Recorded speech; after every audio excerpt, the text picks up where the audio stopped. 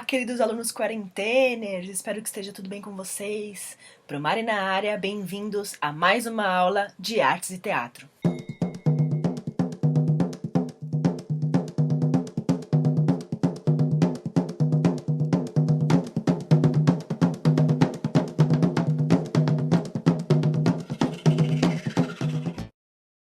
Então vamos lá, meus queridos alunos do ensino médio, essa é a aula de número 17 e nós vamos falar sobre o princípio do traço. Um ponto, uma linha, um traço preenchendo o vazio do espaço.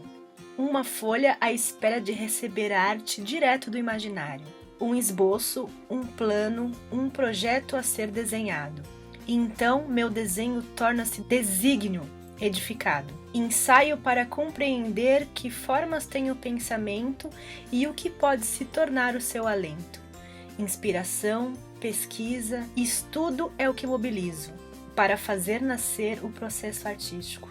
Bom, gente, esse verso de abertura foi inspirado nesse desenho.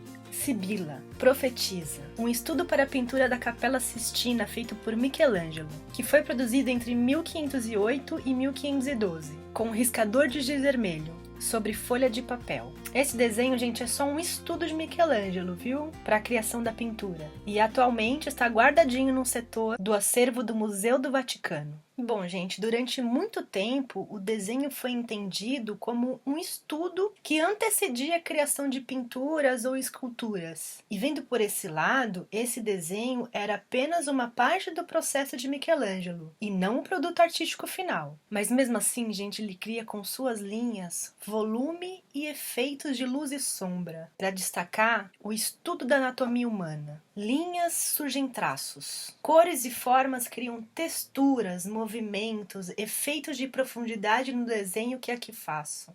Um dos primeiros tipos de traçado que criamos quando crianças, ele é conhecido como garatujas, que é um termo usado para identificar a expressão gráfica da criança. Todas essas crianças produzem essas grafias, essas garatujas, lá na primeira infância, de 18 meses a cerca dos 3 anos de idade. Essa produção de traço, ela passa por várias fases do desenvolvimento humano conforme a gente vai crescendo e adquirindo outras habilidades. Ao observar crianças desenhando, percebemos que elas gostam da sensação de desenhar. Elas desenham com felicidade, como esse menino nessa imagem, deitado sobre uma imensa folha de papel branco, mergulhado num prazer de fazer traços com um pedaço de carvão. Ele brinca ao mesmo tempo que traça seus desenhos. Eu não sei porque chega a hora que a gente para de desenhar, gente. Sinceramente, o carvão, ele foi um dos primeiros materiais usados pelos povos antigos na arte rupestre, para criar traços e desenhos. E eu vou apresentar aqui para vocês um pouco mais dessa materialidade desenhada.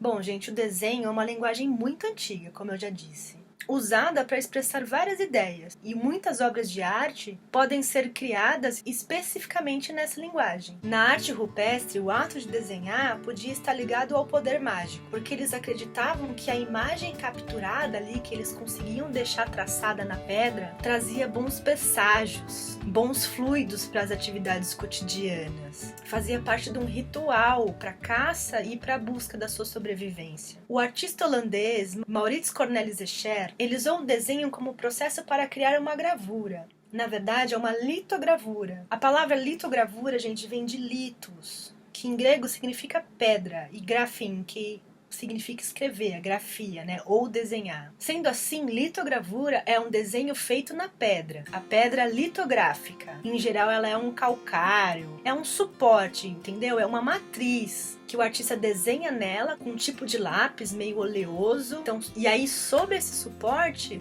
o artista trabalha com materiais com o princípio de repulsão entre água e óleo. E no final do processo, a imagem é gravada em papel por meio de uma prensa litográfica. Então eles colocam a pedra, o papel e pressionam para ele ser gravado, como se fosse um carimbo. É uma prensa construída especificamente para esse processo. Então a linguagem do desenho para o Escher era bastante costumeira. E aí ele tinha o desenho como produto final em várias de suas produções. Outro exemplo é a artista norte-americana Mary Cassatt. Ela retratava o cotidiano familiar e feminino da sua época, por volta de 1844. E essa prática do desenho já era bastante reconhecida como produto final, já que durante muito tempo o desenho foi usado só como uma linguagem que servia de base para as outras, né? No final do século XIX, início do século XX, o giz pastel virou um material bastante comum para a realização de desenho. Ele pode ser seco ou oleoso e permite ao desenhista efeitos de veladuras ou grafismos.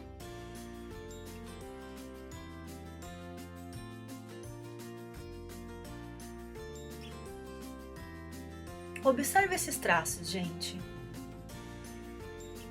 O giz pastel, oleoso ou seco, ele é um material para pintura e desenho encontrado em lojas especializadas de materiais artísticos. E ele é vendido em pequenas barras que podem ser diluídas com óleo ou solventes, no caso se for um pastel oleoso. Ou ele pode ser passado sobre o papel diretamente, produzindo traços em grafismos. O que são grafismos? São linhas. Fazendo veladuras, que é quando a gente espalha o pigmento desse material para conseguir um efeito aveludado.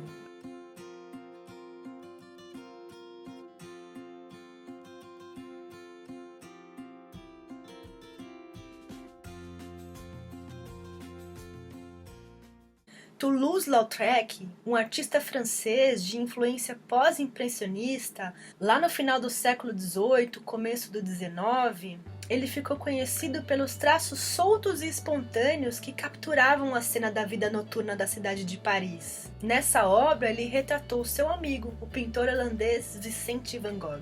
Essa foi a época do pós-impressionismo, gente. Um movimento artístico que não tinha um padrão, uma uniformidade. Então os artistas eles privilegiavam o uso de cores vivas e retratavam temas da vida real com uma visão subjetiva do mundo, entende? Gauguin, Toulouse-Lautrec, Van Gogh e Cézanne são os principais representantes desse movimento, que aconteceu posteriormente ao movimento impressionista, desencadeando outras correntes estéticas. Odilon Redon, lá na mesma época, final do 18 e início do 19, ele foi um artista do simbolismo francês. O simbolismo foi um movimento que surgiu na França lá no final do século XIX e reagiu contra o materialismo, buscando sugerir a realidade sem retratar de uma forma óbvia. Então ele valorizava a expressão e por meio de metáforas, símbolos, o artista recorria à sua memória visual para fazer os seus desenhos e não olhar diretamente para aquilo e retratar ele daquela mesma forma. Ele é conhecido por seus retratos, que mostram pessoas mergulhadas em seus próprios pensamentos.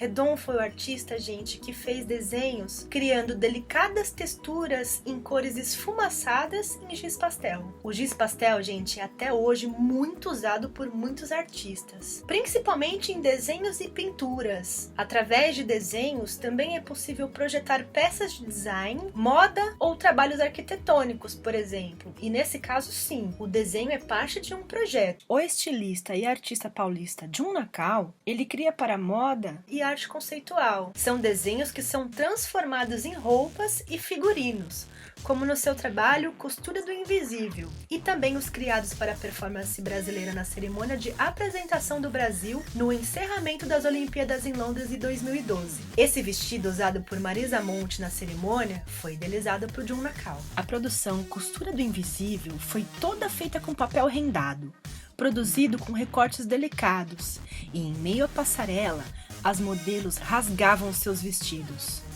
Uma atitude ligada diretamente ao discurso conceitual do artista. O que será que ele quis dizer com isso, né, gente?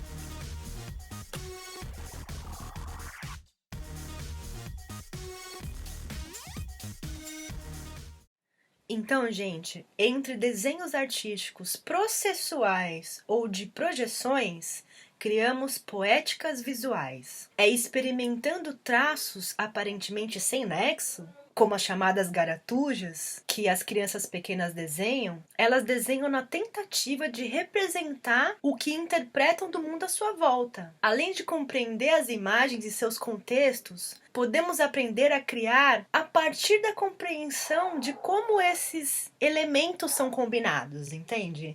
Por exemplo, Há muitas linhas que podem construir texturas e luminosidade nos desenhos. O desenho é uma linguagem tradicionalmente ensinada nas escolas, mas há muito mais a transmitir sobre essa linguagem, né, gente? Uma vez que os desenhos na arte, eles podem ser tanto esboços em processos criativos para construir outras linguagens, como pode ser obras finalizadas. Os elementos que compõem um traço ou um grafismo, eles podem variar em direções, espessuras e formas. A gente pode começar ali pelo desenho, mas o universo da criação de imagens, ele contém muitas possibilidades, gente. Entre elas, compreender como os artistas criam cores e matizes, como eles colocam cores ao lado de cores, ou como eles misturam as cores, criando essas nuances. Então, o que acontece com o processo do desenho? A gente nasce, quando a gente é criança, a gente desenha livremente, e aí a gente passa por um processo de limitação desse quadro de desenho. Então, ao invés de você desenhar numa folha sem margens, o que é que vem na sua cabeça, você passa a colorir uma imagem já representada, construindo uma porção de estereótipos. Então, isso limita a sua capacidade de se expressar. Então, a gente tem que aprender a voltar a se expressar sem medo, a traçar. Agora que a gente já entende que é uma reflexão, que é uma forma de se expressar e de se comunicar, vamos abrir, gente, abrir espaço para exercitar tudo isso, né? Voltar a desenhar o que quiser, não precisa ter uma questão lógica. Eu vou abrir aqui para vocês, fora a atividade do maestro, eu quero propor para vocês desenharem qualquer coisa que vocês quiserem e mandar para mim, tá? Não tem certo ou errado, não tem feio ou bonito, é só uma experimentação, tá? Eu gostaria que vocês fizessem uma coisa além do que é atividade para nota. Combinado? Então, gente, no próximo vídeo nós vamos ver como os artistas pesquisaram os elementos básicos da composição visual, chegando à conclusão de que são 3: o ponto, a linha e o plano, beleza? Não esqueça a atividade do maestro. Aguardo o desenho de vocês. Um beijo e até semana que vem.